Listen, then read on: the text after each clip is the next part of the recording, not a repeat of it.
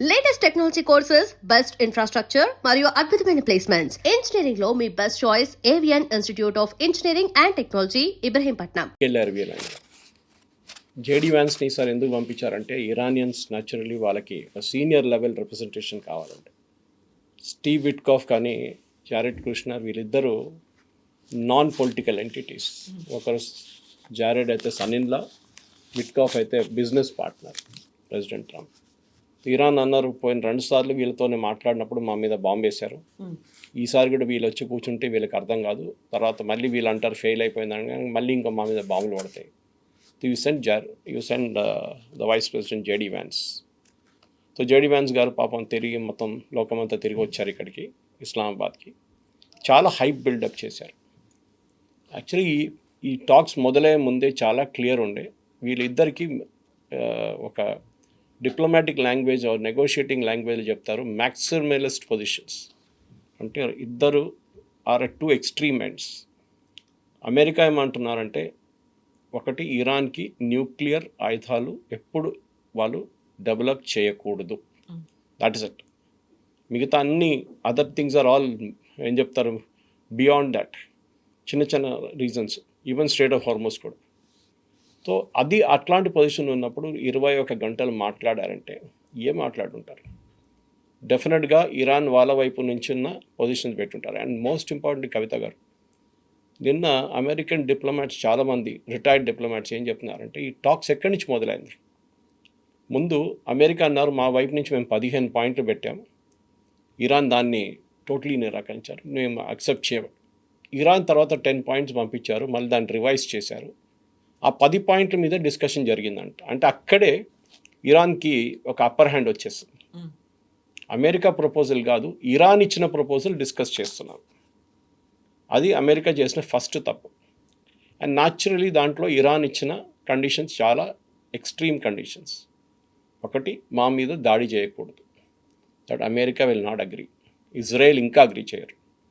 రెండవది, cease fire జరగాలి. చెప్పాను చూడండి, ఇది ప్యాలెస్టైన్ వైపు కానీ లెబనాన్ వైపు కానీ ఈవెన్ యమన్ వైపు ఏ దాడులు జరగకూడదు, that also America will not agree, Israel will not agree.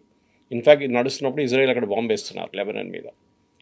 మూడోది ఏమో వీళ్ళన్నారు రిపాట్రియేషన్, అంటే మా మీద చేసిన మీరు ఏమేమి దంచ చేశారో దానికన్నీ మాకు డబ్బులు కావాలి. అది ఇవ్వకపోతే ఒక ఇండైరెక్ట్ థ్రెట్ ఉండే మేము స్ట్రేట్ ఆఫ్ హార్మోస్ నుంచి టోల్ పెట్టుకుంటామని. సో అమెరికా దాన్ని అప్పుడే రిజెక్ట్ చేసి పడేశారు. యురేనియం గురించి వాళ్ళు మాట్లాడలేదు. ఇన్ఫ్యాక్ట్ ఆ డీల్లో యురేనియం గురించి ఎక్కడ లేదు, విచ్ ఇస్ సర్ప్రైజింగ్. దెన్ చిన్న చిన్న రీజనింగ్ అడుగుతున్నారు, దట్ ఈస్ మా మిసైల్ టెక్నాలజీని మేము డెవలప్ చేసుకుంటాం, we will not stop it. So naturally maximum నెగోసియేషన్లో ఎప్పుడు ఫస్ట్ సెషన్ ఏమంటారంటే థ్రోట్ క్లియరింగ్ సెషన్ అంటారు డిప్లొమసీలో. థ్రోట్ క్లియర్ చేసుకుంటారు, సవరించుకోవడం అనేది ఫస్ట్ పార్ట్ ఆఫ్ ఇట్. దీనికన్నా ముందు ఇదే ఒప్పందం, ఎస్పెషలీ ద యురేనియం ఒప్పందం, ఒబామా టైంలో జరిగింది. 2015. ఓకే, ఆ టైంలో 2015లో ఆల్మోస్ట్ అన్నీ అంగీకరించుకున్నారు Iran, everything they agreed. In fact ఆ ప్రోగ్రామ్ పేరే joint comprehensive plan of action, JCPOA. 2015లో 21 నెలలు మాట్లాడిన తర్వాత 21 months ఆఫ్ నెగోసియేషన్. ఇక్కడ 21 hours జరిగింది, 21 months నెగోసియేషన్స్. ఎప్పుడు ఒక సిట్టింగ్లో జరగదు. మీరు ఫస్ట్ సెషన్ నేను చెప్పినట్టు థ్రోట్ క్లియరింగ్ అంతా జరిగిన తర్వాత you come to a session, మీరు ఇక్కడ ఉంటారు, వాళ్ళు ఇక్కడ ఉంటారు. Then you have to keep coming closer. వచ్చి ఓకే మీరు ఒక కండిషన్ యాక్సెప్ట్ చేస్తారు, వాళ్ళ కండిషన్ యాక్సెప్ట్ చేస్తారు, finally you arrive at middle destination, ఇద్దరికి విన్ లాగా. సో అది మీకు ఒక సిట్టింగ్లో జరగదు. So if anybody including Pakistan is fooled America into thinking that ఒక సెషన్లో అన్నీ అయిపోతుందంటే అది చాలా తప్పు. ఇన్ఫ్యాక్ట్ ఇరాన్ దానికి ఒక పేరు కూడా ఇచ్చారు ఒప్పందానికి, ఇస్లామాబాద్ MOU. అది జరగదు, ఎందుకంటే it cannot happen, America will not agree. First of all Trump చాలా clear that uranium is the central part of it అని చెప్పారు చూడండి. బిఫోర్ ఈ లెఫ్ట్ ఫర్ ఫ్లారిడా ఆయన ఏం చెప్పారంటే నేను everything else is secondary, uranium is the most important thing. మేము ఇరాన్ని ఒక న్యూక్లియర్ పవర్గా అంగీకరించాము, వాళ్ళు న్యూక్లియర్ పవర్ డెవలప్ చేయకూడదు, మిసైల్ పవర్ అంటే వెపన్ గ్రేడ్. సో ఈ జేసీపీఓ అగ్రిమెంట్ 2015లో చేసిన ఒప్పందంలో ఇరాన్ ఒకవైపు, ఆ టైంలో US, UK, France, China, Russia, Germany ఇటువైపు. ఆలోచించి, it was not just US తోడు. Obama was very very diplomatic. వీళ్ళందరూ తోడు తీసుకున్నారు. ఈసారి చూడండి ఎవరు లేరు. America speaking to Iran directly. Of course after 47 or 49 years first time face to face కలిశారు వాళ్ళు ఇస్లామాబాద్లో. ఆ ఒప్పందంలో కవిత గారు ఇరాన్ అంగీకరించింది ఏంటంటే, మా దగ్గర ఉన్న యురేనియం ప్యూరిటీని ఒకటి మేము స్టాక్ పైన, మా దగ్గర ఉన్న మొత్తం ఎన్ని కిలోలు ఉన్నాయి దాన్ని 98% మేము రెడ్యూస్ చేసేస్తాం. Will reduce our uranium stock pile, which is a huge thing. ఇప్పుడు వాళ్ళ దగ్గర 480 కిలోలు ఎంత ఉంది. ఇప్పుడు వాళ్ళు 1 కిలో కూడా తగ్గించినట్టు అంటున్నారు. అప్పుడు వాళ్ళు అంగీకరించారు. కానీ ప్రెసిడెంట్ ట్రంప్ రాగానే దాన్ని చింపి పడేశారు. దిస్ ఇస్ యూస్లెస్, అది ఇది అని చెప్పేసి. ఇప్పుడు దానికన్నా చాలా మట్టుకు ఏం చెప్తారు, ఒక లీనియంట్ అగ్రిమెంట్ని సైన్ చేయడానికి రెడీగా ఉన్నారు ప్రెసిడెంట్ ట్రంప్. కానీ ఇరాన్ అంగీకరించట్లేదు. సరే, పాత అగ్రిమెంట్కి తిరిగి వెళ్దామంటే ఇరాన్ చెప్తారు, మీరే అన్నారు కదా దట్ పాత అగ్రిమెంట్ వోంట్ వర్క్ అని చెప్పేసి. అగ్రిమెంట్లో ఇంకోటి చెప్పారు, మా ప్యూరిటీ, యురేనియం ప్యూరిటీ ఇరాన్ 3.67%లో 15 సంవత్సరాలకి రీటైన్ చేసుకుంటారు. 3.67 అంటే మీరు వెపన్స్ డెవలప్ చేయలేరు. It is only for running your power plant. వాళ్ళ దగ్గర ఒక యురేనియం పవర్ ప్లాంట్ ఒకటి ఉంది, న్యూక్లియర్ పవర్ ప్లాంట్. రష్యా నడిపిస్తున్నారు అది, రష్యన్ టెక్నీషియన్స్. దానికోసం కావాల్సిన uranium 3.67%. This was the best agreement. మీకు ఇంకా మీరు ఇప్పుడు కాదు, ఇంకా 20 సంవత్సరాలు నెగోషియేట్ చేస్తే కూడా ఇట్లాంటి అగ్రిమెంట్ రాదు.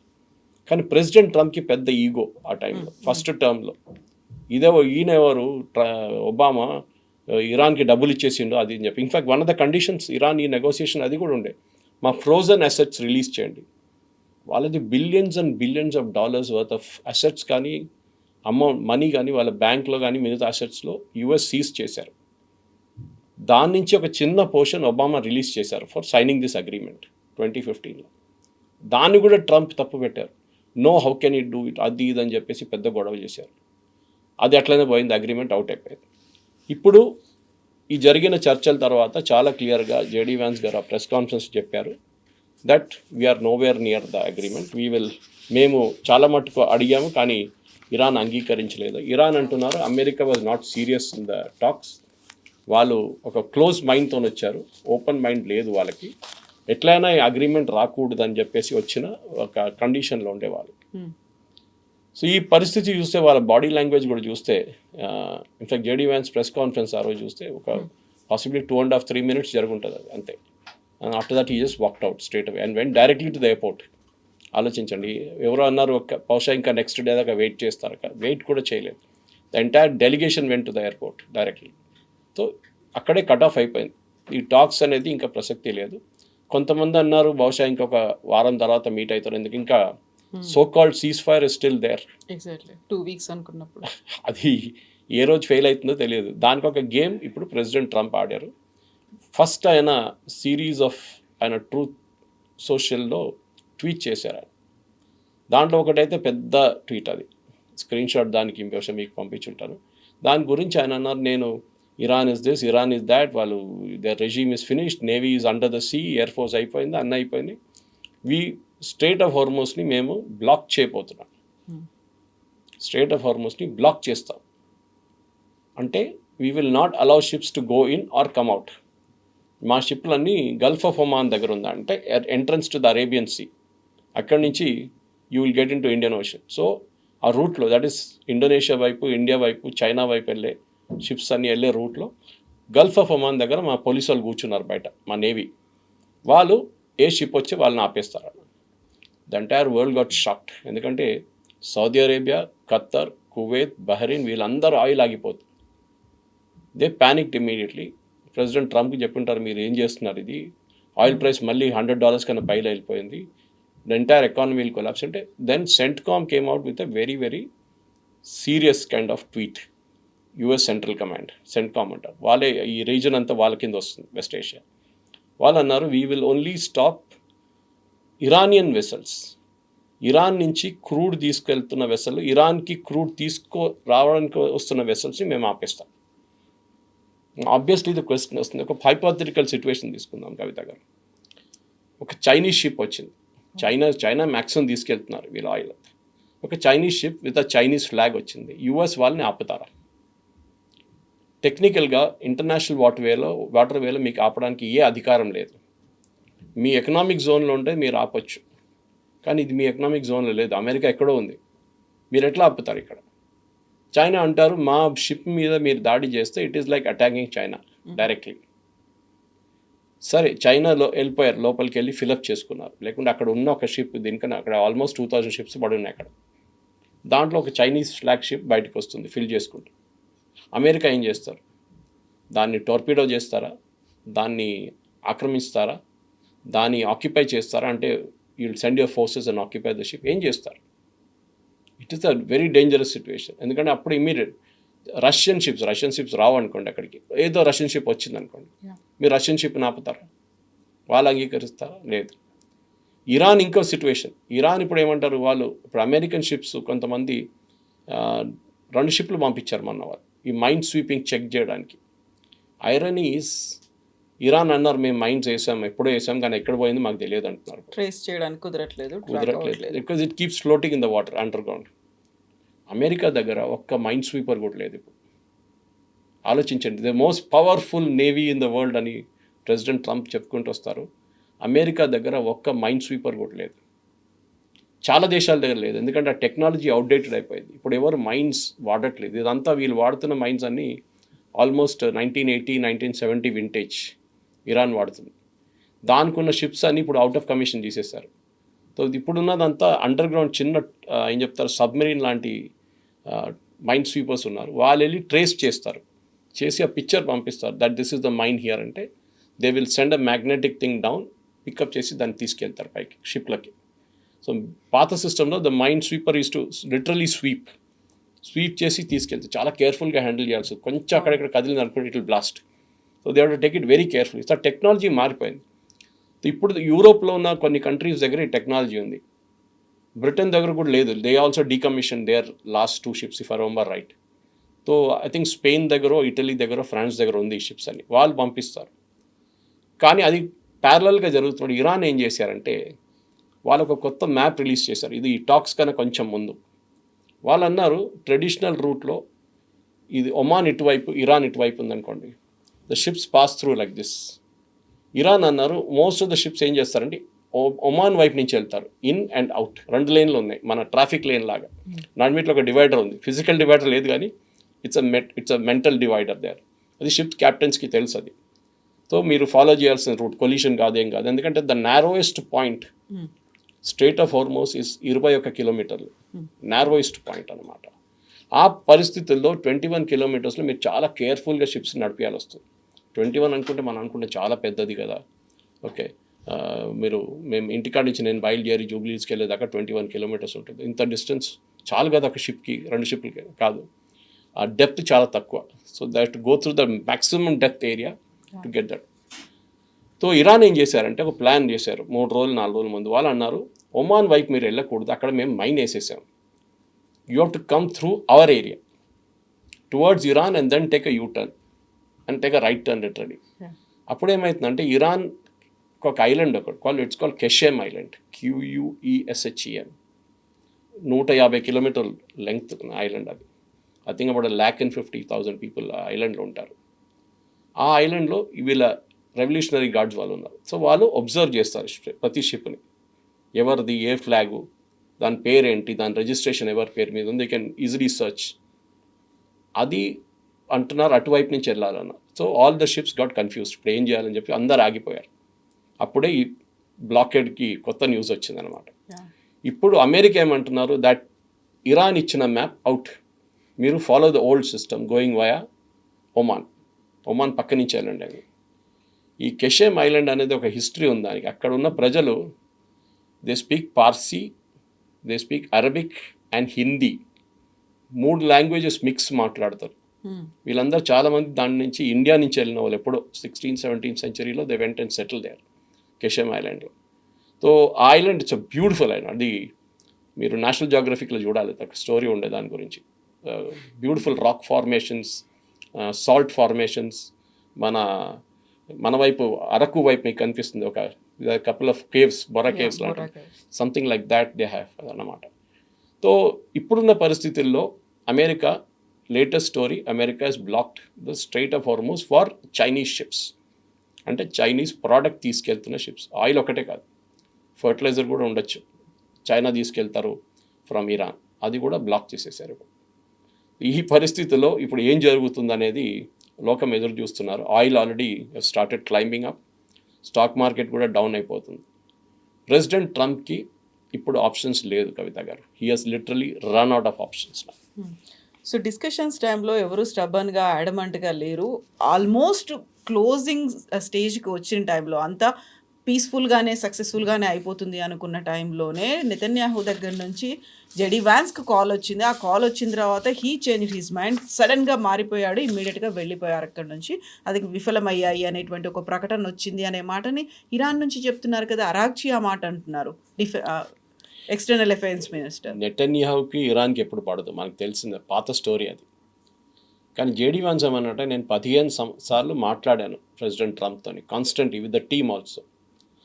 ఎవరు మన మార్క్ రూబియో కానీ, పీట్ హెస్కెత్ కానీ, వీళ్ళందరితో మాట్లాడాము మేము. Consistently we are in touch. అంటే ఇరాన్ ఈ ప్రపోజల్ ఇచ్చారు, మనం ఏం చేయాలని చెప్పి వాళ్ళు బహుశా మాట్లాడుకుంటారు. నెతన్యాహు ప్రాబ్లం ఏంటంటే, Netanyahu problem is with Lebanon. Last year Lebanon మీద దాడి చేసి సీజ్ ఫైర్ చేసుకున్నప్పుడు అందరూ అనుకున్నారు ఆ యుద్ధం అయిపోయింది అనుకున్నారు. మనం హెజ్బుల్లాని అర్థం చేసుకోవాలంటే, హెజ్బుల్లా అక్కడున్న లెబనీస్ కమ్యూనిటీలో ఒక Shia community. Lebanon basically was a Christian country. ఒక టైంలో 200 సంవత్సరాల ముందు లెబనాన్ క్రిస్టియన్ కంట్రీ ఉండే. ఇప్పుడు క్రిస్టియన్స్ అక్కడ 16% ఉన్నారు. చాలా మటుకు షియాస్ అక్కడ వచ్చి సెటిల్ అయిపోయారు కొన్ని సంవత్సరాల నుంచి. ఇప్పుడు 1/3 ఆఫ్ లెబనాన్స్ పాపులేషన్ ఇస్ షియా. కానీ అక్కడ ఉన్న గవర్నమెంట్ ఇస్ సున్నీ. వాళ్ళకి వీళ్ళకి పడదు. ఎప్పుడు ఎక్కువ గొడవ చేస్తే ఈ షియా వాళ్ళు దే విల్ ఓవర్థ్రో ద గవర్నమెంట్. గవర్నమెంట్కి భయం ఉంది, వాళ్ళ దగ్గర రెగ్యులర్ ఆర్మీ అంత పెద్ద ఆర్మీ లేదు. సో దాన్ని సపోర్ట్ చేయడానికే ఇజ్రాయెల్ వాళ్ళతో చర్చలు నడుపుతున్నారు. ఎవరితోని? Government of Lebanon. చాలా వీక్, కానీ వాళ్ళకి పార్లమెంట్ ఉంది, డెమోక్రసీ ఉంది, ఎలక్షన్ ఉంది, అన్నీ ఉన్నాయి వాళ్ళకి. దీనికన్నా ముందు లెబనాన్ ఉన్న హెజ్బుల్లాకి అన్నిటికంటే పెద్ద సపోర్ట్ సిరియా ఉండే. వీళ్ళ ఆయుధాలు, వీళ్ళది డబ్బులు ఇరాన్ పంపించేది వయా సిరియా ఉండే when Hafez al Assad was there. Okay, ఆయన్ని బషీర్ అల్ అసాద్, దాని తర్వాత he went out, Assad was out. ఆయన్ని ఒక కూ లాగా లిటరల్లీ యుఎస్ సిఐఏ చేసిన ఆపరేషన్ అది చేసి బయటపడేశారు. దాని తర్వాత హెజ్బుల్లాకి వచ్చి ఆయుధాలు ఆగిపోయినాయి. అట్ ద సేమ్ టైం మీకు గుర్తుంటుంది, వాళ్ళ లీడర్ నస్రుల్లాని చంపారు.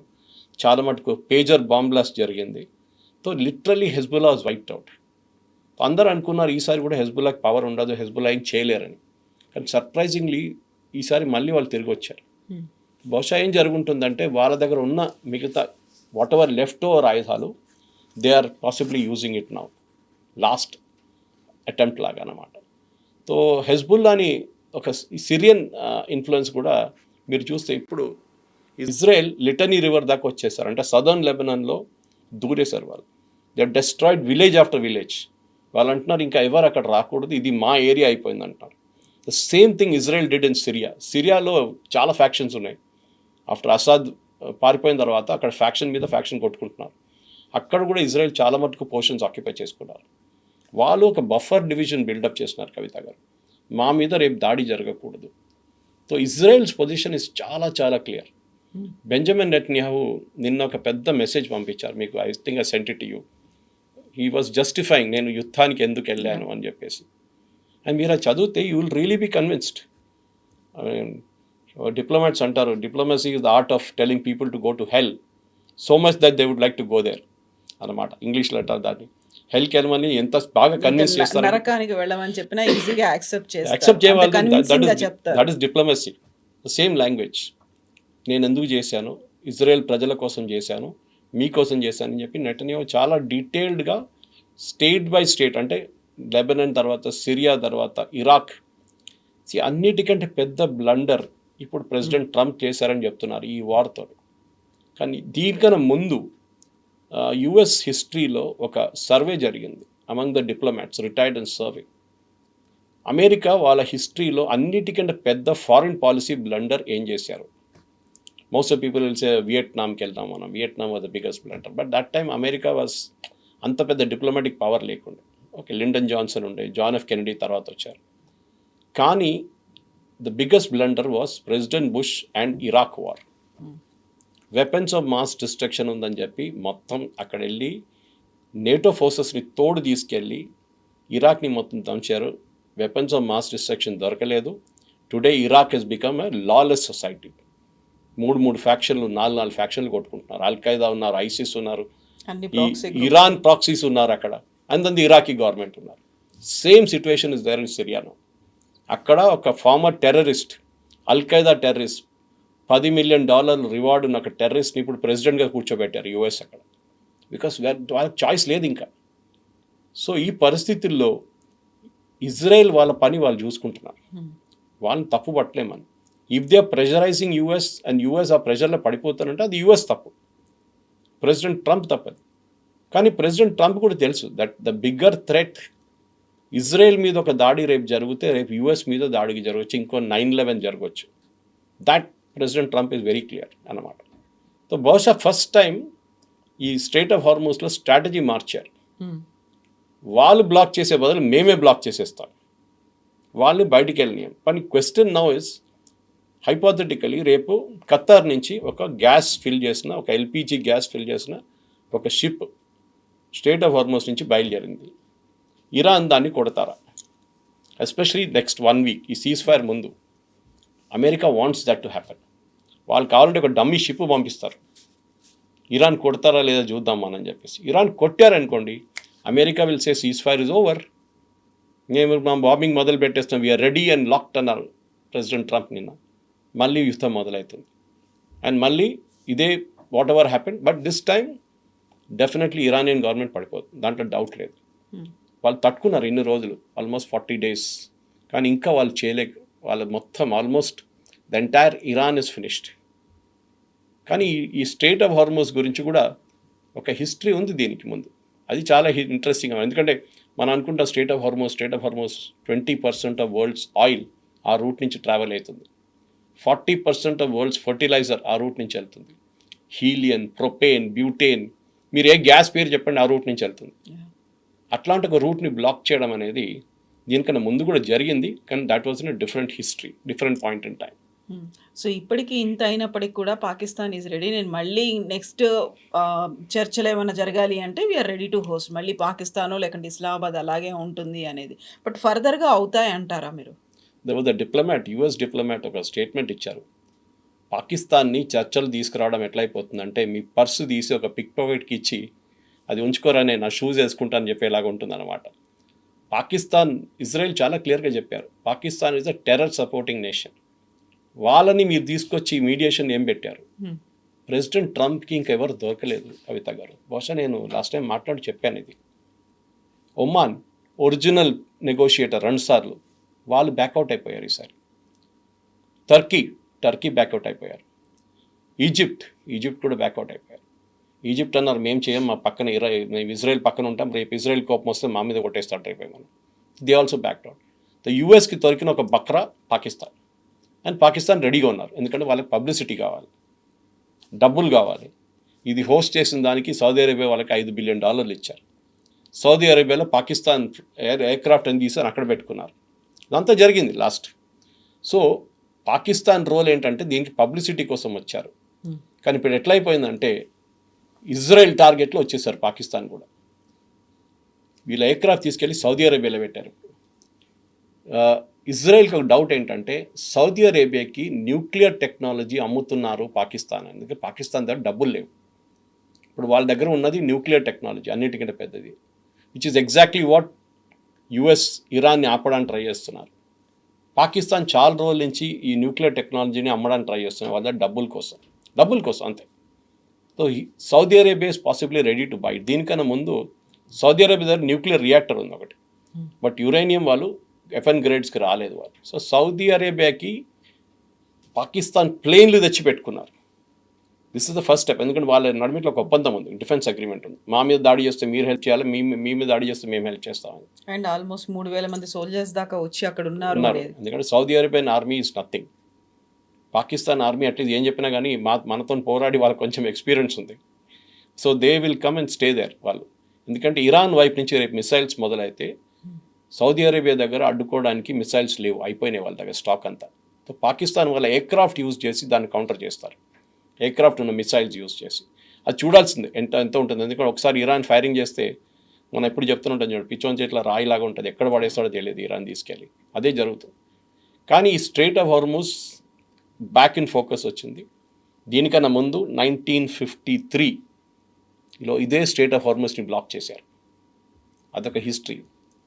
ఆ టైంలో బ్రిటన్ బ్లాక్ చేశారు. బ్రిటన్ స్ట్రెయిట్ ఆఫ్ హార్ముజ్ని బ్లాక్ చేశారు. ఆలోచించారు 1953లో.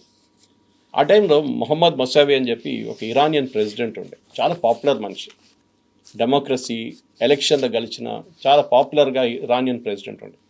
కానీ అమెరికాకి అండ్ స్పెషలీ బ్రిటన్కి ఆయనకు అస్సలు పడదు. ఆయన అన్నారు, మా దగ్గర ఉన్న అప్పుడే ఈ ఆయిల్ అంతా బయటికి తవ్వి తీస్తున్నారు, అది చేసిన పని అంతా బ్రిటిష్ కంపెనీలు. సో బ్రిటన్ ఏం చేస్తుందంటే ఆయిల్ అన్నీ తీసుకెళ్ళిపోతుండే, ఇరానియన్ ఆయిల్. సో ఒకరోజు ఆయన అన్నారు, ఇదేంటి మీరు తీసుకుపోతున్నారు మా ఆయిల్ అని చెప్పి హీ నేషనలైజ్ ద కంపెనీ.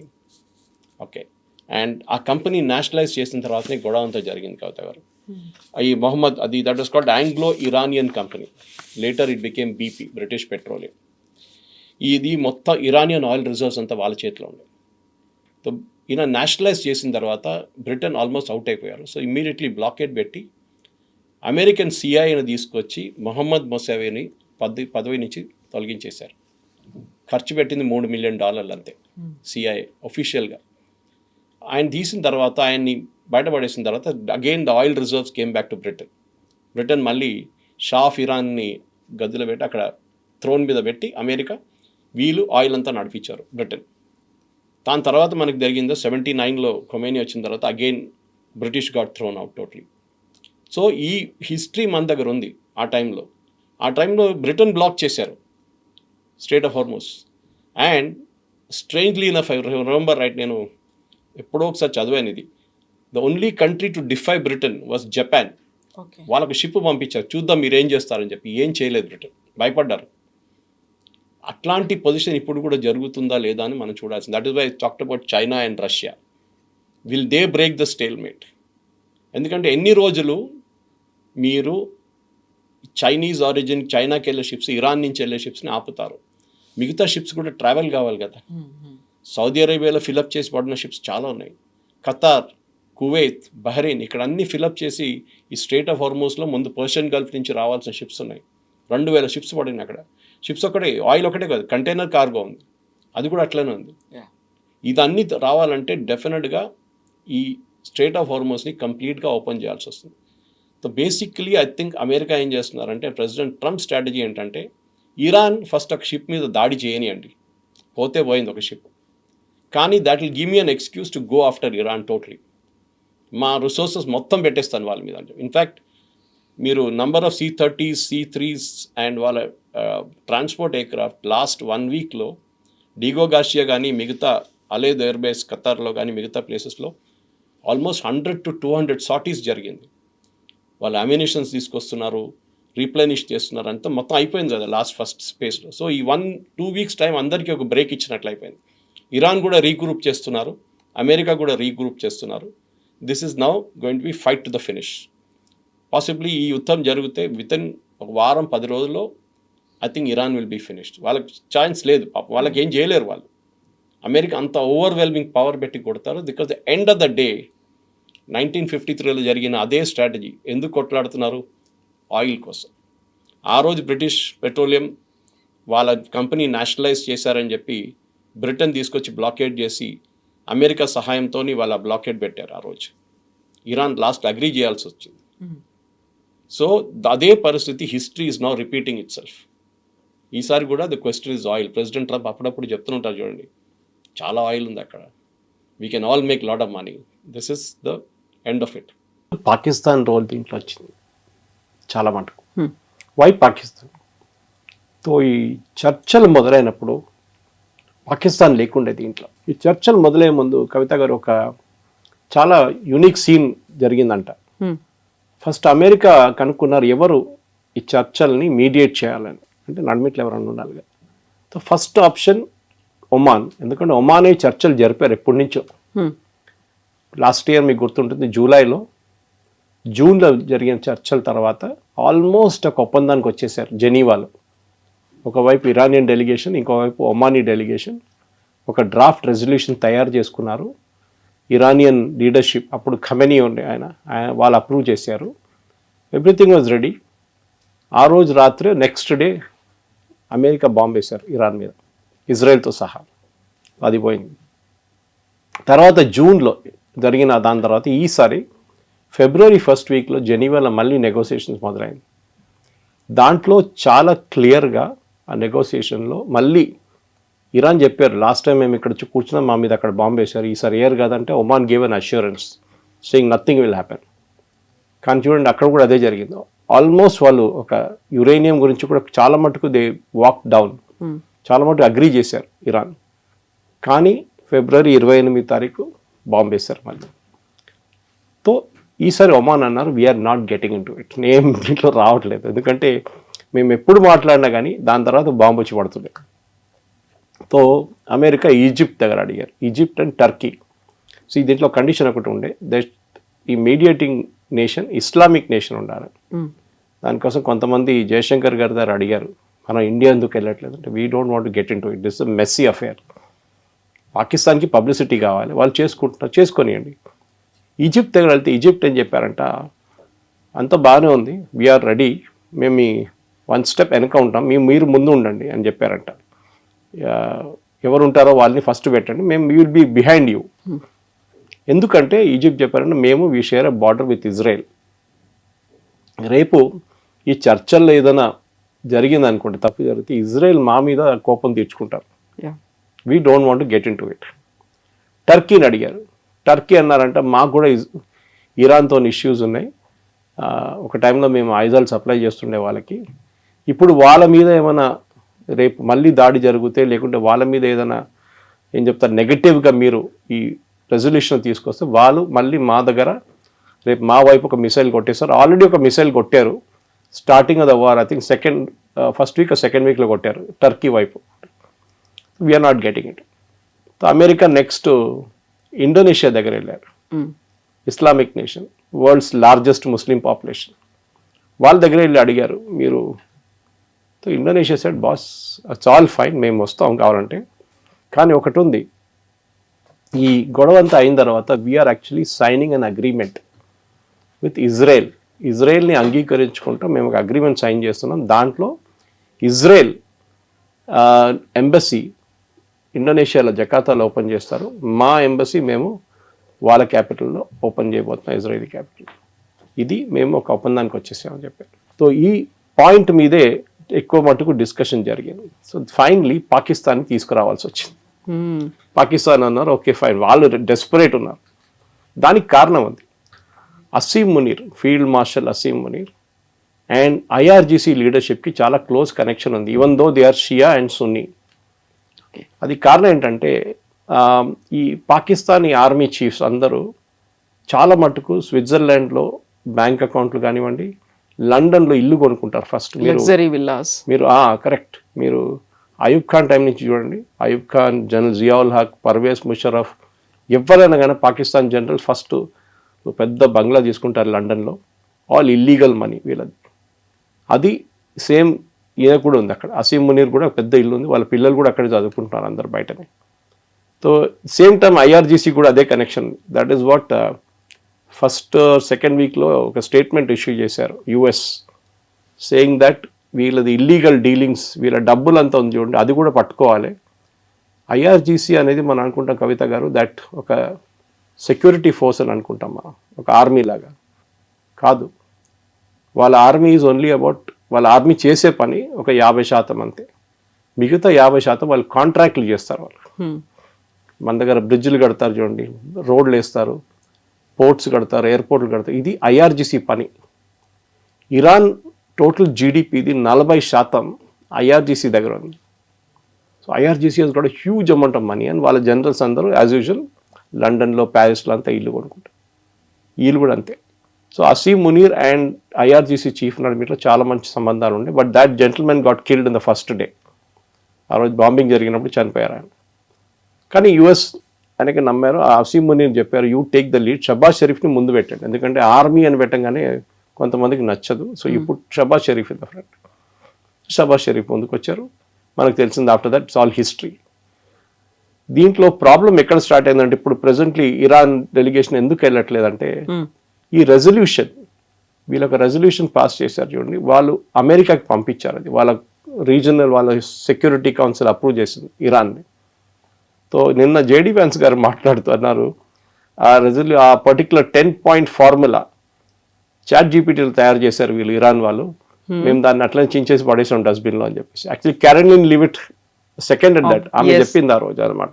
వాళ్ళు పంపించిన దాన్ని మేము కన్సిడర్ చేయలేదు, అది ఎప్పుడో డస్ట్బిన్లోకి వెళ్ళిపోయింది. That is the first draft. Second one మళ్ళీ అసీమ్ మునీర్ చెప్పారంట, అండ్ అసీమ్ మునీర్ టోల్డ్ షబాజ్ షరీఫ్ మీరు వెళ్ళి ఇంకో కాపీ తీసుకురండి వాళ్ళ దగ్గర, ఈసారి కొంచెం మంచిగా రాయమని చెప్పండి. Iran gave a second 10-point thing, అది అమెరికా దగ్గర వచ్చింది. ప్రెసిడెంట్ ట్రంప్ చూశారంటే ఆయనకు నచ్చింది. That's why he said it is a workable solution, దాని మీద మాట్లాడదాం. ఆ దాంట్లో ఈ లెబనన్ గురించి మెన్షన్ లేదు. యాక్చువల్లీ లెబనన్ ఎక్కడ లేదు, లెబనన్ చెప్పట్లేదు. మాది రెసిస్టెన్స్ ఫోర్సెస్ మీద కూడా దాడి చేయకూడదు. మా మీద దాడి చేయడం ఒకటే కాదు, రెసిస్టెన్స్ ఫోర్సెస్ అంటే హూతీ, హమాస్ అండ్ హెజ్బుల్లా, వీళ్ళు ముగ్గురు మీద దాడి చేయకూడదు. బట్ ట్రంప్ సేస్ అట్లాంటి నా అగ్రిమెంట్లో ఎక్కడ లేదు, ఆ 10 points నాకు ఇచ్చిన దాంట్లో ఎక్కడ లేదు అంటున్నారు. పాకిస్తాన్ వాళ్ళకేమిచ్చారో మాకేమిచ్చారో మాకు తెలియదు. Just no as we speak, before మన ఈ ఇంటర్వ్యూ మొదలయ్యే ముందు ట్రంప్ ఒక కొత్త CBS న్యూస్లో వచ్చిన న్యూస్ చూశాను. వాళ్ళు అంటున్నారు కాదు ట్రంప్ అబద్ధం చెప్తున్నారు, it was there in the thing. Israel కోసం ఇజ్రాయెల్ని కొంచెం హ్యాపీగా పెట్టుకోవడానికి ఆయన అన్నారంట. అది నౌ ఎవరు అబద్ధం చెప్తున్నారు ఇప్పుడు చాలా క్లియర్ అయిపోయింది, ఇట్ వాస్ ట్రంప్. కానీ ఇదే టైంలో మీరు చూసుంటారు ఈ ఒప్పందం అని చెప్పి ఏదైనా ఒక పేరు చెప్దాం దానికి, సీజ్ ఫైర్ అనే అగ్రిమెంట్కి వచ్చినప్పుడు నిన్న పొద్దున ఇజ్రాయెల్ ఏం చేశారంటే బేరూట్ అండ్ చుట్టుపక్కల ఉన్న ఏరియాస్లో బాంబింగ్ 100 sites బాంబ్ చేశారు. 100 sites, 240 అంటున్నారు, 350 అంటున్నారు, చాలామంది చనిపోయారు, including the head of Hezbollah. కొత్త హెడ్ నస్రుల్లా పోయిన తర్వాత కొత్త ఆయన అపాయింట్ చేశారు ఇరాన్, ఆయన కూడా పోయింది నిన్న. సో ఇజ్రాయెల్ ఏమంటున్నారంటే ఇప్పుడు they put it on pause అనిపిస్తే మేము లెబనన్తో మాట్లాడతాం. మన ప్రేక్షకులు కూడా అర్థం చేసుకోవాలి, ఈ హెజ్బుల్లా అనేది ఒక టెర్రరిస్ట్ గ్రూప్. లెబనన్ ఒక టైంలో క్రిస్టియన్ కంట్రీ ఉండే కంప్లీట్గా. లాస్ట్ ఒక 60-70 సంవత్సరాలలో ఈ క్రిస్టియన్ కంట్రీ ముస్లిం కంట్రీ అయిపోయింది. చాలామంది మిగతా దేశాల నుంచి వచ్చి సెటిల్ చేయడం మొదలుపెట్టారు. Now Christians I think are only about 16%, 16%. మొత్తం వాళ్ళ డెమోగ్రఫిక్ ప్రొఫైల్ మారిపోయింది. సో ఈ పరిస్థితుల్లో అక్కడ లెబనన్తో మేము మాట్లాడతాము, అండ్ ఇజ్రాయెల్ ఏమంటున్నారు దాని కండిషన్ ఏంటి, దట్ హెజ్బుల్లా వుడ్ బి డిసార్మ్డ్.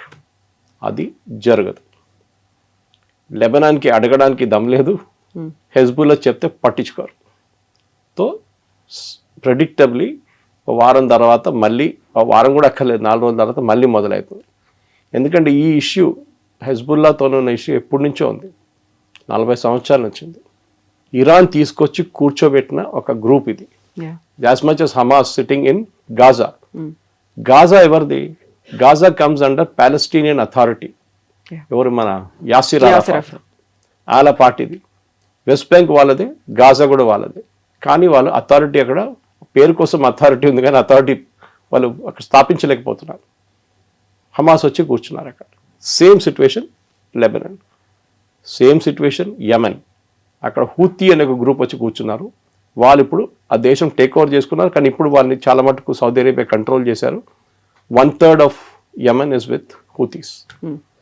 ఇప్పుడు ట్రంప్ డెలిగేషన్ ఎవరు, మన జేడీ వ్యాన్స్ కానివ్వండి, స్టీవ్ విట్కాఫ్ కానివ్వండి, జారెడ్ కుష్నర్ కానివ్వండి, వీరు ఇప్పుడు వస్తారా లేదా తెలియదు. ఎందుకంటే Iran has made it very clear, మేము we will not come to Pakistan till మీరు ఇజ్రాయెల్ని ఆపేదాకా మేము అక్కడ రాము. ఇజ్రాయెల్ని ఆపడానికి ప్రెసిడెంట్ ట్రంప్కి చెప్పడానికి ఆయనతో కాదు, పట్టించుకోరు కూడా ఇజ్రాయెల్. మేబీ డిప్లొమాటిక్లీ వాళ్ళు అంటారు okay 1 week 2 weeks we will manage అని, అంతే. దానికన్నా ముందు వీళ్ళు వెళ్ళలేరు, they cannot do it also. So చాలా fluid situation. Strait of Hormuz, ఎందుకంటే సీజ్ ఫైర్ మొదలయ్యే ముందు మీకు గుర్తుండదు కవిత గారు, ప్రెసిడెంట్ ట్రంప్ చెప్పారు వన్ ఆఫ్ ద కండిషన్స్ ఈ స్ట్రైట్ ఆఫ్ హార్మోస్ని ఓపెన్ పెట్టాలి, then only cease fire will start.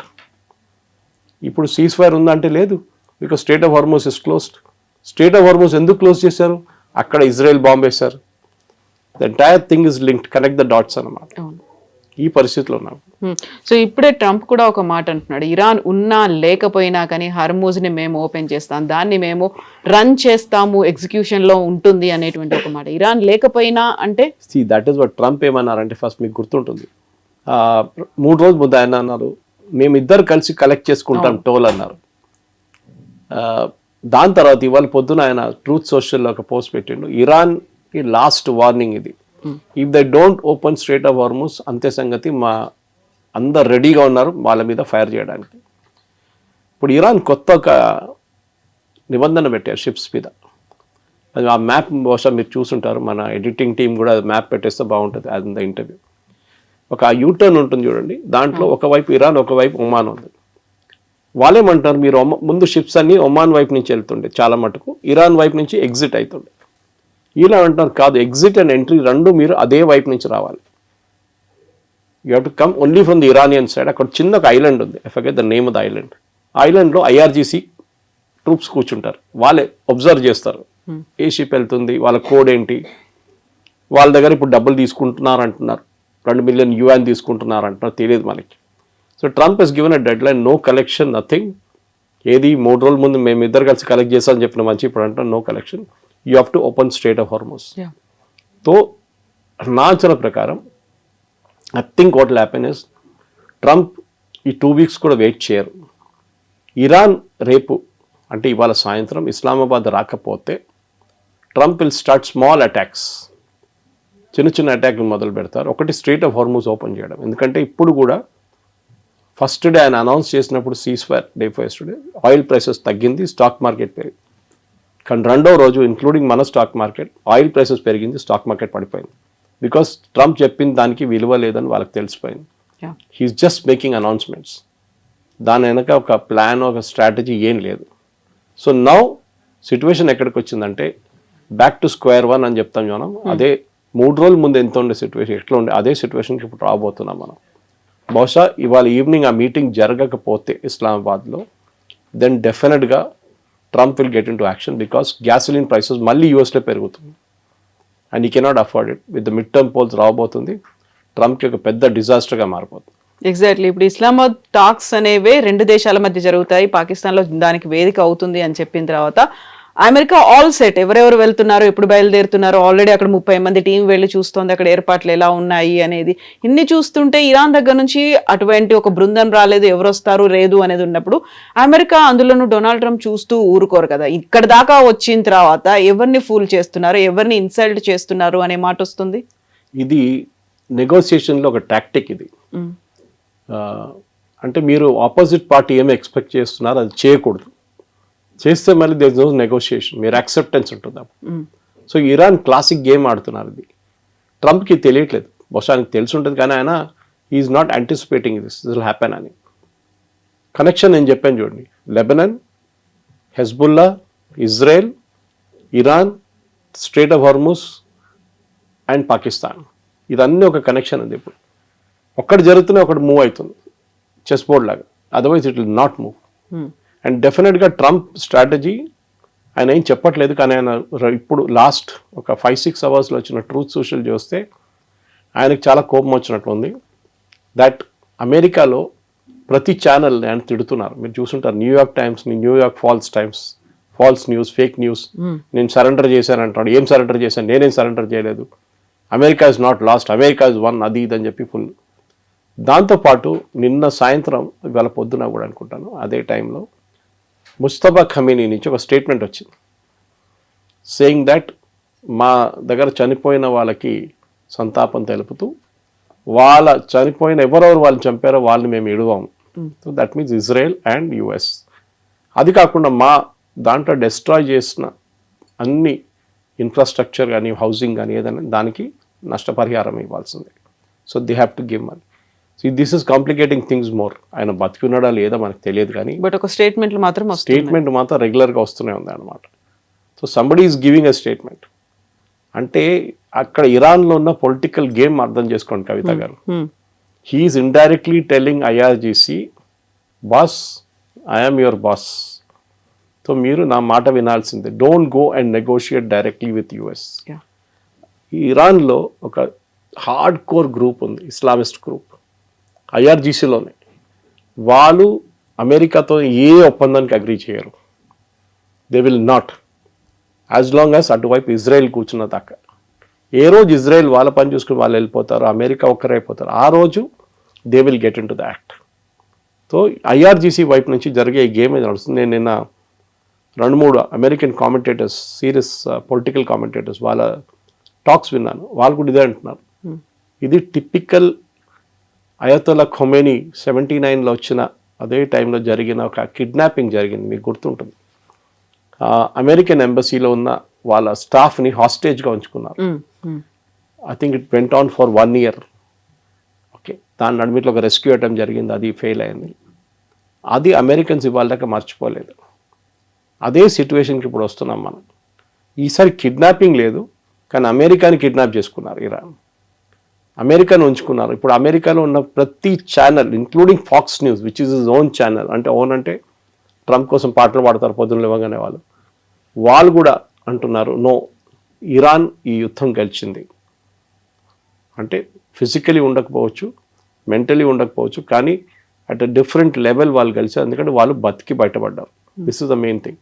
So పాకిస్తాన్లో జరగబోయే ఈ హైప్ క్రియేట్ చేశారు చూడండి, అది మొత్తం పడిపోయింది, హైప్ అంతా పోయింది. ఇప్పుడు I think we're back to square one. Next ఒక స్ట్రైక్ జరగాలంటే I think most probably Trump will call off the ceasefire by Monday or Tuesday. మళ్ళీ యుద్ధం మొదలవుతుంది, అదే ఇప్పుడు కాబోతుంది. సో కొన్ని గంటల్లో ఇస్లామాబాద్లో టాక్స్ జరుగుతాయి అనుకున్నట్టుగా కొన్ని గంటల్లో 6th week కంప్లీట్ అయిపోయి 7th weekలో కూడా ఎంటర్ అవుతుంది. 7th weekలో ఎలాంటి డెసిషన్స్ తీసుకుంటారు? ఎందుకంటే ఇరాన్ అనేది వెళ్తోంది, చర్చలు కూడా యాక్సెప్ట్ చేయట్లేదు, మా డిమాండ్స్ నెరవేర్చండి అని అంటోంది. నెక్స్ట్ 7th week స్ట్రాంగ్గా ఉంటుందా? ఫస్ట్ ఆఫ్ ఆల్ మనం అర్థం చేసుకోండి, అమెరికన్ ఫోర్సెస్ గురించి అర్థం చేసుకోవాలి. ట్రంప్ ఇవాళ పొద్దున్న చెప్పారు, they are all cocked and ready to fire అని చెప్పేసి. వాళ్ళు మీరు ఒక పెద్ద షిప్లో, జెరాల్డ్ ఫోర్డ్ ఇప్పుడు రిపేర్కి వెళ్ళిందండి, అబ్రహాం లింకన్ ఉంది అక్కడ, దాంట్లో ఉన్న సెయిలర్స్ 2,000, 3,000, 4,000, 5,000 మంది ఉంటారు. వాళ్ళని మెయింటైన్ చేయడం ఈజీ కాదు. అట్ సీ ఈజీ, సేల్ అవుతున్నప్పుడు మీరు ఫిక్స్డ్ పొజిషన్లో యాంకర్ వేసి పెడితే ఇట్స్ వెరీ డిఫికల్ట్. వాళ్ళ ఫుడ్ కానీ వాళ్ళ నీళ్ళు అన్నీ ఇస్తారు, అన్నీ ఉంటుంది, కానీ ఇన్యాక్టివిటీ అయిపోతుంది. టేక్ ఆఫ్ ఉండదు, ల్యాండింగ్ ఉండదు, ఏముండదు, అది జరగదు. సో దానికోసం అంటున్నాను, they will get in to some kind of action.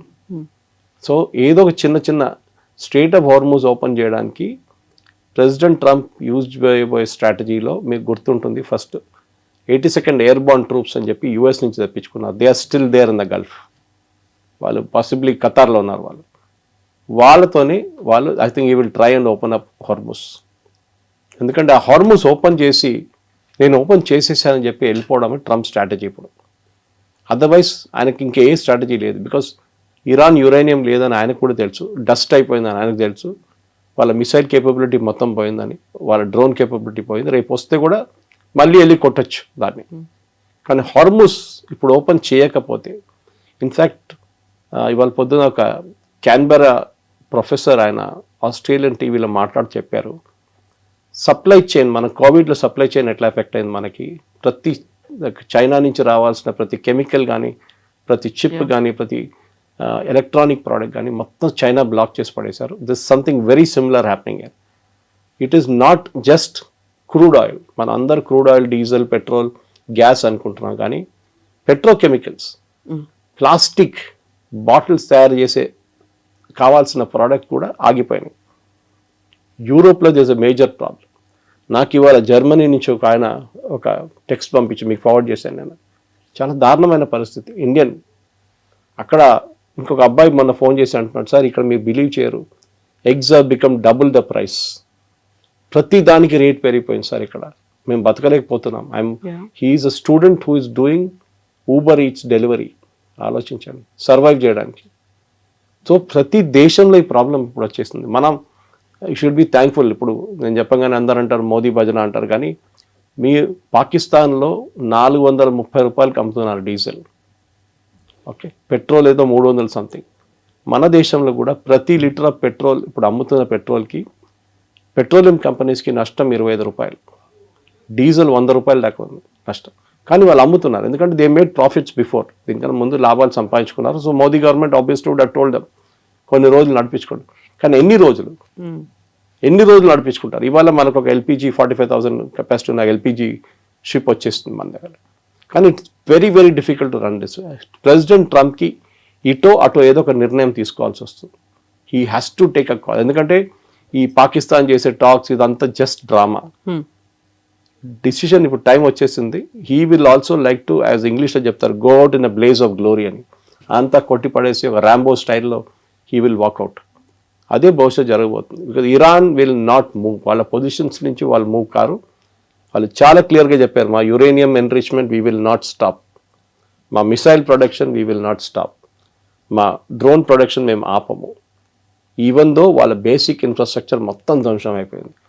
వాళ్ళ దగ్గర one of the world's largest steel factories ఉండే కవిత గారు, దాన్ని కొట్టారు లాస్ట్ వీక్. మొత్తం కంప్లీట్ డిస్ట్రాయ్ చేసేసారు. వాళ్ళు మళ్ళీ అది ప్రొడక్షన్కి తీసుకురావాలంటే మినిమం 4 years పడుతుంది. ఇంత జరిగినా కానీ నిన్న కూడా వాళ్ళు సౌదీ అరేబియా వ్యతిరేకంగా మిసైల్స్ కొట్టారు. వాళ్ళ 11 ఐలాండ్ మీద టార్గెట్ చేశారు ఇజ్రాయెల్, దాని వ్యతిరేకంగా అక్కడ కొట్టారు. So Iran is not stopped, Iran is not done, కానీ they are on the last legs.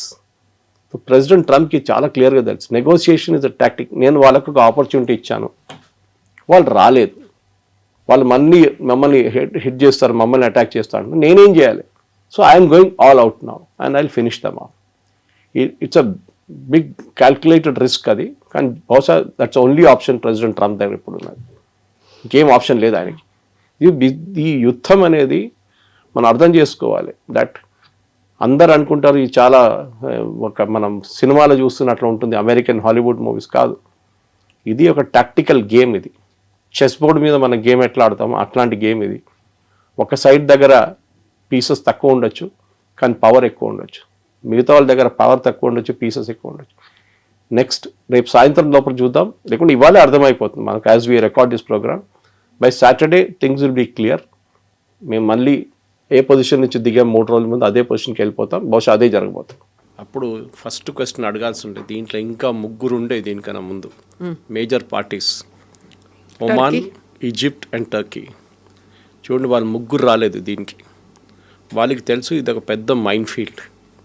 Especially Oman దీనికన్నా ముందు 2 సార్లు పీస్ టాక్స్లో వాళ్ళే 1-1 చేశారు. వాళ్ళు piece talks US and Iran కలిసి మాట్లాడారు. జెనీవాలో జరిగిన లాస్ట్ ఇయర్ జూలైలో, ఇప్పుడు జనవరిలో.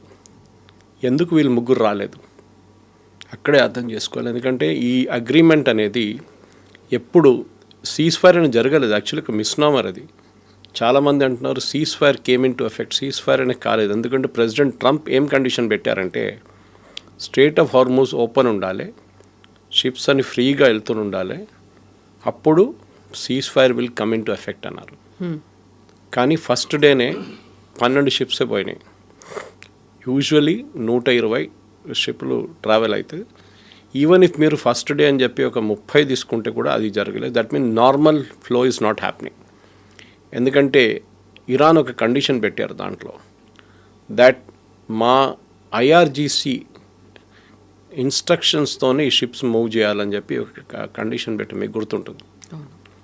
ఫస్ట్ కన్ఫ్యూజన్ ఎక్కడొచ్చిందంటే దీంట్లో పాకిస్తాన్ ఒక 10 పాయింట్లు తీసుకొచ్చి యూఎస్కి ఇచ్చారు. ఇరాన్ ఏమంటున్నారు మా దగ్గర కూడా 10 పాయింట్లు ఉంటే అదే మేము పాకిస్తాన్కి ఇచ్చామంటున్నారు. యూఎస్ అంటున్నారు ఇరాన్ చూపిస్తున్న 10 కండిషన్లు కాదు మాకు ఇచ్చిన ఇంకా పాయింట్లు ఉన్నాయంట.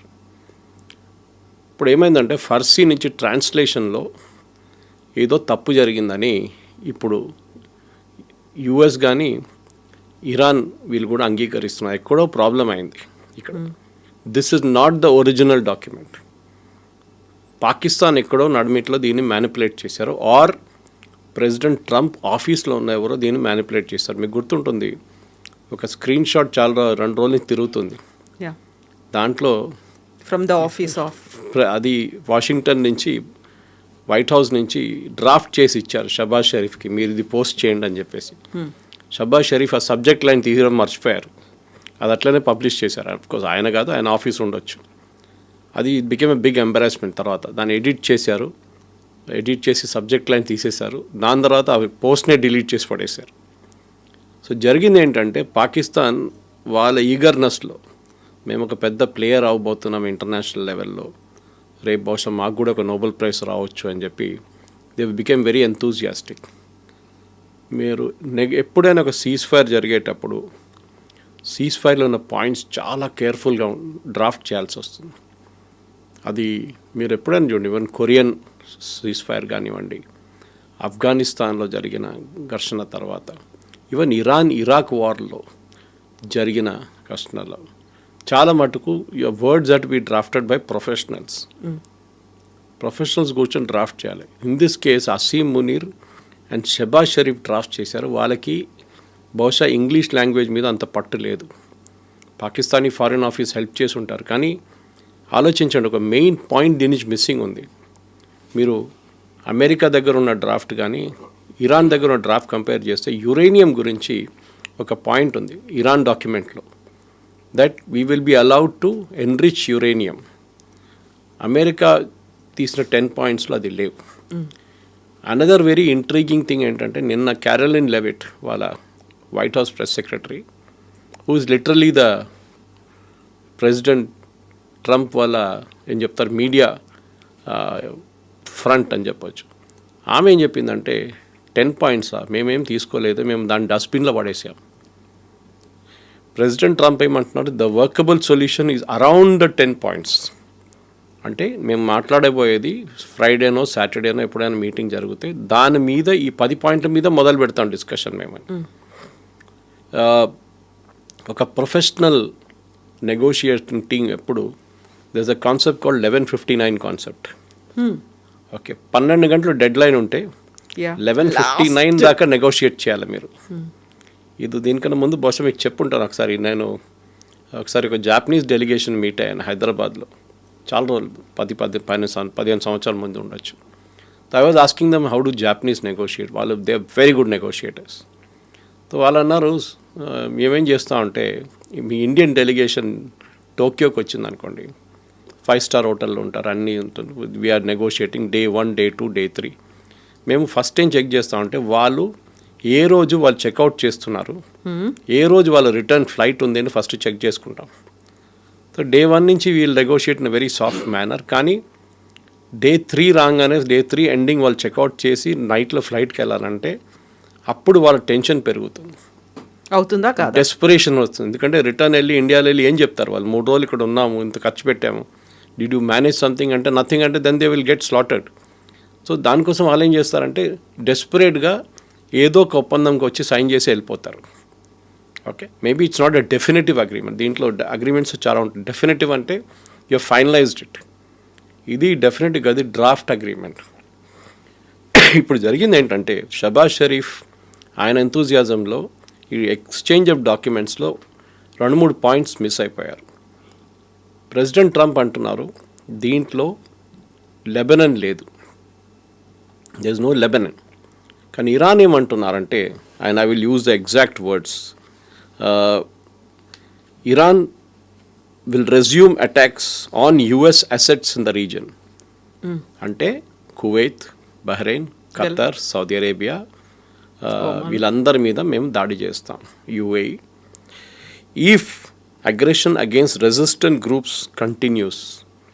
ఇరాన్ డెఫినేషన్లో రెసిస్టెన్స్ గ్రూప్స్ అంటే హూతీల్, హమాస్, హెజ్బుల్లా. మీరు వాళ్ళ వ్యతిరేకంగా మీరు స్ట్రైక్స్ చేస్తే మేము ఇక్కడ వీళ్ళ వ్యతిరేకంగా కొడతాం. నిన్న పొద్దున ఇజ్రాయెల్ ఈ సీజ్ ఫైర్ అనౌన్స్మెంట్ రాగానే within 4 hours one of the biggest attacks జరిగింది బేరూట్ మీద. బహుశా ఈ లాస్ట్ 10 సంవత్సరాల్లో ఇంత పెద్ద 500 మిస్సైల్స్ బాంబ్స్ యూజ్ చేశారు 10 నిమిషాల్లో. 200 ఎయిర్క్రాఫ్ట్ యూజ్ చేశారు ఇజ్రాయెల్. అంత భారీ బొంబార్డ్మెంట్ ఇవాళ దాకా జరగలేదన్నారు. ఇజ్రాయెల్ ఏమంటున్నారు that we have hit the command and control పెద్ద లిస్ట్ ఇచ్చారు. ఇంటెలిజెన్స్ సెంటర్స్ కానీ, వాళ్ళ గ్రౌండ్ లాంచ్ సెంటర్స్ కానీ, వాళ్ళు ప్లాన్ చేస్తున్న ఇంటెలిజెన్స్ బాంబింగ్ సెషన్స్ కానీ ఇదంతా కొట్టాం మేమని చెప్తారు. ఇక్కడేం చేశారంటే ఇరాన్ ఇమ్మీడియట్గా వాళ్ళు ఫుజిరా మీద అటాక్ చేశారు, which is the oil depot of UAE. యూఏఈకి ఎమిరేట్స్ ఉన్నాయి కదా, చాలా ఎమిరేట్స్ ఉన్నాయి, 7 ఉన్నాయి. ఎమిరేట్స్లో దుబాయ్కి ఆయిల్ లేదు, అబుదాబీ దగ్గర ఆయిల్ ఉంది. బట్ వాళ్ళు Abu Dhabi is landlocked, so they have to literally take it across to Fujairah. Fujairah నుంచి పంపించాల్సి వస్తుంది, అక్కడ పెద్ద షిప్స్ రాలేరు అబుదాబీ. సో ఫుజిరాకి తీసుకెళ్ళి అక్కడి నుంచి through that same straight of Hormuz నుంచి బయటకు వెళ్ళి నిన్న దాని మీద దాడి చేశారు. It is like కార్గ్ island of Iran, okay, equivalent చెప్పాలంటే. చాలా డ్యామేజ్ జరిగింది నేను అక్కడ. సో ఈ యుద్ధం అనేది చాలామంది ఎంతూజియాస్టిక్గా హ్యాపీగా అంతా అయిపోయిందిలే, సీజ్ ఫైర్ అయిపోయింది అనుకోండి. Ceasefire is still not there. Ceasefire ఇప్పుడు దాకా అసలు అమల్లో రాలేదు. మాట్లాడదాం చెప్తున్నారు, కానీ ఈ మాట్లాడడం కూడా ఏం జరగదు. ఎందుకంటే JD Vance was going to lead the US delegation. ఆయన కూడా చాలా క్లియర్గా చెప్పారు, certain things are off the table, అంటే ఈ పాయింట్స్ డిస్కషన్కే రాదు.